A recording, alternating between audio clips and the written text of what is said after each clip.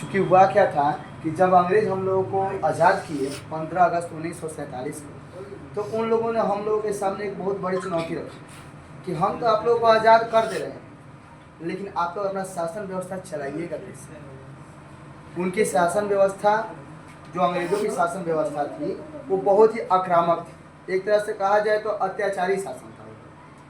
वो लोग बोल के गए कि हम तो आज़ाद कर दे रहे हैं, लेकिन फिर भी तो लोग गुलाम रहे। इस बात को हमारे देश के कुछ वीर सपूतों ने अपने ऊपर ले लिया कि भाई ये अंग्रेज हम लोग के देश में आकर के हम लोग के खिलाफ बोल के चले जा रहे हैं, और उन लोगों ने प्रण लिया कि हम लोग अपने देश का संविधान बनाएंगे। तब विभिन्न देशों से कुछ ना कुछ मौलिक बातें लेकर के, अच्छी अच्छी बातें शामिल करके हम लोग का देश का संविधान बनाया। हम लोग के देश का संविधान 26 नवंबर 1949 को बनकर तैयार हो गया।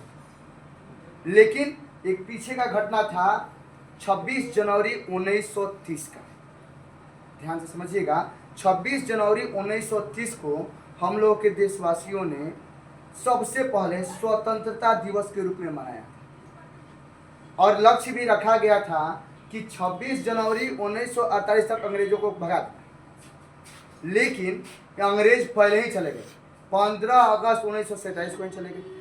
तो एक तो स्वतंत्रता दिवस हम लोग का चला आया 15 अगस्त को, जो कि लक्ष्य रखा गया था कि 26 जनवरी को हम लोग मनाएंगे, लेकिन वो चला आया 15 अगस्त को।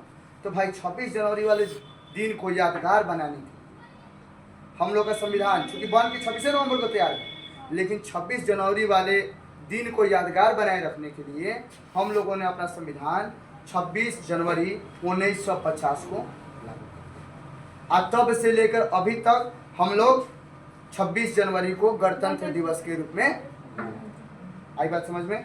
इसके बाद आज के दिन हम लोग यहाँ लॉ एंड ऑर्डर एस्टेब्लिश हुआ। इसका मतलब कानून का शासन हुआ, जिसमें समानता का अधिकार दिया गया लोगों को। एक समान, कहीं से किसी का छुआछूत की व्यवस्था को खत्म कर दिया गया।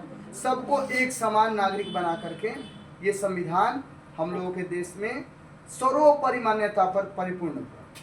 सर्वोपरि मान्यता का मतलब कि इस देश में सबसे बड़ा कोई है तो वो है संविधान। कितना भी बड़ा नेता हो, कितना भी बड़ा कोई भी व्यक्ति हो, वो कभी भी काम करेगा तो वो संविधान के अनुसार ही करेगा। इस तरह से हम लोग के यहाँ संविधान लागू हुआ, जिसके तहत हम लोग आज समानता का बात करते हैं, बंधुत्व का बात करते हैं, एकता और अखंडता की बात करते हैं कि नहीं, हम लोग एक भारतवासी हैं। 26 जनवरी 1950 से पहले हम लोग के यहाँ लॉ एंड ऑर्डर नाम का कोई चीज़ नहीं था। जैसे मन पहले हुआ करता था राजाओं का शासन।